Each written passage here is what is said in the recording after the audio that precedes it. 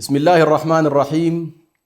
الحمد لله الذي أنزل على عبده الكتاب ليكون للعالمين نذيرا، والصلاة والسلام على رسول الله الأمين وعلى آله وصحبه أجمعين. أما بعد، المشاهدون الأعزاء، السلام عليكم ورحمة الله وبركاته. وانطلاقا من منصة شبكة السلام الإعلامية، سننطلق إن شاء الله في برنامج جديد معكم حول كتاب الله تبارك وتعالى، والوقوف على محكماته وقواعده الضابطة لحركة الإنسان وبوصلة التفكير فيه. وسيكون بإذن الله تبارك وتعالى هذا البرنامج تحت عنوان محكمات اقتباسا من قول الله تبارك وتعالى في سورة آل عمران: هو الذي أنزل عليك الكتاب منه آيات محكمات هن أم الكتاب وأخر متشابهات. ومن قول الله تبارك وتعالى: ألف لام را كتاب أحكمت آياته ثم فصلت من لدن حكيم خبير. مفهوم الإحكام في القرآن الكريم مفهوم عميق جدا ومهم جدا، لأنه يتصل بالثوابت الكلية ويتصل بأم الكتاب، كما قال الله تبارك وتعالى: هن أم الكتاب، أي الآيات المحكمات هن أم الكتاب. فمجمل آيات القرآن الكريم تدور حول هذا المفهوم، مفهوم الإحكام. ويقابل هذا المفهوم في آية آل عمران مفهوم التشابه، فأمامنا إحكام وأمامنا تشابه. ولكننا نجد كتاب الله سبحانه وتعالى يرد فيه أحيانا بأن هذا الكتاب يتصف بالإحكام كليا، ويتصف بالتشابه كليا، وتارة يتصف بالإحكام وتارة يتصف بالتشابه. فمثلا الوصف بالإحكام كلية ورد في قول الله تبارك وتعالى: ألف لام را تلك آيات الكتاب الحكيم. فوصفه الله سبحانه وتعالى هنا الحكيم أي محكم، فهو موصوف بالإحكام كلية. وكذلك آية هود: ألف لام را تلك آيات كتاب أحكمت آياته ثم فصلت، كما تلوناها في بداية الأمر. فهنا نلاحظ القرآن الكريم يوصف بأنه محكم، أي واضح بين فصيح في ألفاظه، صحيح في معانيه، ولن يأتي أحد بمثله مهما بلغ في فصاحته وألفاظه وقوله. فالقرآن إذن هو هنا يوصف بأنه كله محكم، ويوصف كذلك بأنه كله متشابه، كما جاء ذلك أيضا في قوله تبارك وتعالى: كتابا متشابها مثانيا. فوصف الله سبحانه وتعالى أيضا هذا الكتاب بأنه كتاب متشابه، فهو أيضا هنا موصوف بالتشابه في كليته، هنالك متصف بالإحكام في كليته. وهنا المقصود بالتشابه الكلي أي أن هذا الكتاب يشبه بعضه بعضا في تراكيبه وفي ألفاظه، ويعمل على تصديق بعضه البعض، ويعمل على البيان لبعضه البعض، فهو متشابه في سياقه وفي صياقه، ومتشابه في تراكيبه اللغوية، فهنالك التشابه حاصل. ولذلك الله تبارك وتعالى يقول: ولو كان من عند غير الله لوجدوا فيه اختلافا كثيرا. فهنا التشابه المقصود أنه ليس هنالك اختلاف بينهم، فالقرآن يصب كله نحو فكرة واحدة ورؤية واحدة، في النهاية تنتهي إلى تحقيق العبودية لله سبحانه وتعالى. فمن هذه الزاوية القرآن متشابه، أي أنه ليس بينه اختلاف. إذن نلاحظ هنا التشابه له معنى، فبهذا الاعتبار القرآن كله متشابه. الاعتبار الثالث جاء في سورة آل عمران، اللي هو: منه آيات محكمات هن أم الكتاب وأخر متشابهات. فهنا نلاحظ القرآن وصف بأن فيه المحكم وفيه المتشابه، وهذا هو الذي ربما يهمنا إن شاء الله في حلقتنا هذه، لأنها هي التي ستكون بإذن الله عز وجل عنوان البرنامج الذي سننطلق فيه بإذن الله سبحانه وتعالى طوال الفترة إن شاء الله المقبلة إذا مد الله تبارك وتعالى في الآجال. فما هو هنا نلاحظ طبعا بعضه محكم وبعضه متشابه. هنا لا بد أن نعرف ما المحكم وما المتشابه بهذا الاعتبار الأخير. عرفنا الإحكام الكلي وعرفنا التشابه الكلي. الإحكام الكلي أنه كتاب دقيق فصيح معبر عن معانيه بصورة واضحة، كتاب عربي مبين، فهو محكم من هذا الاتجاه أنه أيضا في كليته هو الكتاب الخاتم الذي لا يأتيه النسخ ولا يعترضه بعد ذلك بعد النبي صلى الله عليه وسلم النسخ. كتاب متشابه أيضا في أنه استخدم المفردات العربية كلها فصاحة وبلاغة ومعان إلى غير ذلك، فهو متشابه في هذا الاتجاه. وبالتالي الكتاب محكم بالكلية، متشابه كذلك بالكلية، ولكن هنا أيضا عندنا المعنى الثالث أو الاعتبار الثالث وهو بعضه محكم وبعضه متشابه.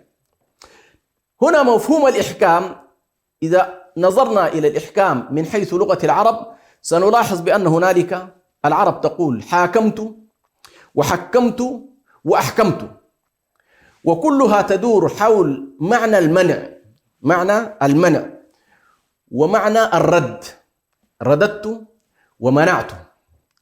وهنا نلاحظ الحاكم مثلا، كلمة الحاكم سمي الحاكم حاكما لأنه يمنع الظالم من الظلم أو يمنع التظالم بين المجتمع أو بين الناس، يمنع التظالم بين الناس.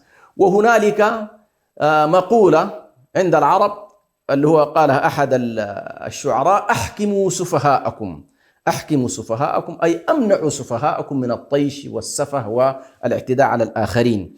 وهنالك أيضا عبارة حكمة اللجام التي تكون على الفرس لتمنعه من الاضطراب وعدم الاستقرار والاستواء. هذا من حيث الإحكام. إذن الإحكام فيه الاستقرار، فيه الثبات، فيه أيضا المنع. وهنا المنع طبعا بطبيعة الحال خاصة في القرآن الكريم، أي أن الآيات المحكمة تمنع الإنسان من سوء الفهم، تمنع الإنسان من الضلال، تمنع الإنسان من الاضطراب في المفاهيم. فهي محكمة أي أنها ثابتة ومستقرة وتؤسس لمعنى عدم التفلت وعدم الطيش، كما هو الحال عندما نقول والله أحكمت الرباط وأوثقت الرباط، فأنت تحكمه أي عندما تمنع تماما حالة التسرب وحالة إذا أنت هنالك مثلا إناء لماء قلت والله أحكمت الرباط، فإنك تقصد بذلك لا سبيل لأن يتسرب الماء أو الحليب من الإناء الذي أنت ربطته.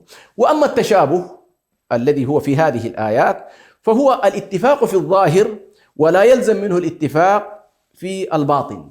فأنت تقول فلان يشبه فلان، عندما تقول فلان يشبه فلان لا يعني بطبيعة الحال التطابق في كل شيء، ولكن قد يكون فيه شبه ظاهري أو فيه شبه أيضا في بعض الأخلاق والصفات، لكنك لا تثبت التطابق المطلق، لا تثبت التطابق المطلق. ولذلك الله تبارك وتعالى عندما تحدث عن ثمار أهل الجنة قال وأتوا به متشابها، وأتوا به متشابها أي متفق، هذه الثمار متفقة في مظهرها مختلفة في طعمها ولذتها وحلاوتها. وبالتالي هنا سنلاحظ بأن التشابه كما قالت بنو إسرائيل أي تشابه علينا البقر، فهم الأبقار تشابهت عليهم أي أنها في ظاهرها متشابهة، ولكن بطبيعة الحال لا يعني من التشابه التطابق الكلي في كل شيء. والمتشابه هنا، المتشابه الذي نتكلم عنه هو ما لا يمكن الوصول إلى المعنى والفهم فيه من الوهلة الأولى، يعني لا بد أن يكون هنالك رجوع أو لا تستطيع الوصول فيه إلى فهم نهائي باعتبارك بشرا. يعني المتشابه الذي ورد في هذه الآية يحتمل أمرين: إما أنه لا يعلمه إلا الله كما جاء في القرآن وأخر متشابهات، فأما الذين في قلوبهم زيغ فيتبعون ما تشابه منه ابتغاء الفتنة وابتغاء تأويله. وقال الله تبارك وتعالى هن أم الكتاب وأخر متشابه. فعلى كل التشابه المقصود هنا أن هنالك آيات بينات واضحة هن أم الكتاب، أي هن الصلب هذه الرسالة في عقائدها وفي شريعتها وفي حلالها وفي حرامها وفي أخبارها، هنالك أمور واضحة، وفي حديثها عن الله تبارك وتعالى وعن ملائكته ورسله هنالك آيات تتأسس عليها رسالة النبي صلى الله عليه، فهي محكمة، هن أم الكتاب. المتشابه من هذا هو الذي لا يعلمه إلا الله، ومثل له العلماء بقولهم بأنها ربما تكون الأحرف التي في بداية بعض السور، ألف لام ميم ألف لام ر ألف لام ميم صاد كاف هاء ياء عين صاد إلى آخر ذلك من الأحرف. وكذلك ما حاول بعض النصارى أن يستندوا إليه في عقيدتهم الباطلة في جعل عيسى عليه السلام بأنه ابن الله أو أنه بعض الله أو أنه يعني يتشكل الألوهية من معنى جماعي، واستندوا في ذلك إلى بعض الآيات التي يخاطب فيها الله تبارك وتعالى الناس بقوله إنا أنزلنا إليكم إنا خلقنا. فكلمة إنا تدل على الجمع، وكلمة روح تدل روح الله، فعيسى عبد الله وكلمته وروحه. كلمة الله لا يعني أن عيسى بأي حال من الأحوال هو بعض الله، أو إنما هو خلق من خلق الله، لأن الروح كما أن الله تبارك وتعالى خالق العوالم كلها، فمن خلقه كذلك عالم الأرواح، وخالق كذلك عوالم الأشياء. بناء عليه فإننا يمكن القول بأن المحكم هو ما لا يعرض عليه، ما لا تعرض فيه الشبهات من حيث اللفظ ولا من حيث المعنى، فهو مفهوم المعنى من الوهلة الأولى. عندما نقول مثلا قل هو الله أحد الله الصمد لم يلد ولم يولد ولم يكن له كفوا أحد، هنا نلاحظ بأن ولم يكن له كفوا أحد، فهذا المعنى واضح لا يحتاج إلى. وعندما نقول وقضى ربك ألا تعبدوا إلا إياه، المعنى واضح لا يحتاج إلى كثير عناء. فإذا المحكم واضح الدلالة ليس فيه لبس ولا غموض، وتقوم به حجة الله سبحانه وتعالى الرسالية، ولا يمكن تحريفه أو تحريف معناه وتحريف ألفاظه ومعناه، وإنما يؤخذ باعتباره شيء مؤسس للتفكير ومؤسس كذلك للعمل. وذكرنا أن بعض الأشياء فيه. ثم أيضا المحكم نلاحظ بأنه معروف المقصد، معروف في مقصده ويعمل به مباشرة، يعني يكون العمل به لأنه واضح ولا يحتاج إلى كثير عناء. هنا نلاحظ بأن المحكم كذلك آيات الحلال والحرام وآيات التشريعات بشكل عام أغلبها من المحكمات، يعني آيات الصلاة، آيات الزكاة، آيات الصيام، آيات الحج، كثير من آيات الحلال والحرام، موضوع الوصايا، موضوع المحرمات، هذه كلها تدخل في الآيات المحكمات. إذن عندما قال الله تبارك وتعالى هو الذي أنزل عليك الكتاب منه آيات محكمات، نلاحظ أن غالب القرآن الكريم سيدخل معنا في الآيات المحكمات، لأنه واضح اللفظ، واضح المعنى، يمكن العمل به. الآيات المتشابهة ستلاحظ بأنها مقارنة مع الآيات المحكمة ستلاحظ بأنها آيات قليلة، ويمكن إما أن تؤمن بها مطلقا فتقول آمنا به كل من عند ربنا، أو أنك ترد ما تشابه منه إلى المحكم ليكون الصورة واضحة. فالآيات التي تتكلم عن توحيد الله واضحة، فإذا جاءك معنى فيه حديث عن تعدد مثل قول إنا، فإنك ترد هذه إلى قل هو الله أحد، فالله أحد قاطعة. ولكن عندما تريد أن تجعل من إنا التي يتكلم الله تبارك وتعالى بها عن نفسه في صيغة التعظيم والتبجيل والعظمة والكبرياء، هنا تكون قد أخذت بالمتشابه. فأما الذين في قلوبهم زيغ فيتبعون ما تشابه منه ابتغاء الفتنة وابتغاء تأويله. نسأل الله سبحانه وتعالى أن يعيننا إن شاء الله في هذا البرنامج للوصول بإذن الله سبحانه وتعالى أن نعمل على تأكيد المحكمات الواضحات المؤسسة لقواعد الملة الحنيفية في زمان اختلط فيه الحابل بالنابل، وزادت مساحات الشكوك بين الناس من خلال الأهواء ورصد الميزانيات الكبرى والأموال الضخمة التي يبذلها أعداء الإسلام لتحريف الدين وتبديل الملة حرف المعاني الثابتة والراسخة، وبالتالي حاجتنا إلى المحكمات وإظهارها وبيانها والالتفاف عليها، وترك النزاعات الجانبية والهامشية التي تتعلق بمنطقة المتشابه وترك منطقة المحكم، فإن ذلك مما يضعف هذه الأمة ولا يعمل على تعزيز وحدتها، بل يمزق صفها ويفرق شملها ويفرق قلوبها. والله عز وجل قد أمرنا بالائتلاف والوحدة، كما قال الله سبحانه وتعالى: ولا تكونوا كالذين تفرقوا واختلفوا. والسلام عليكم ورحمة الله وبركاته.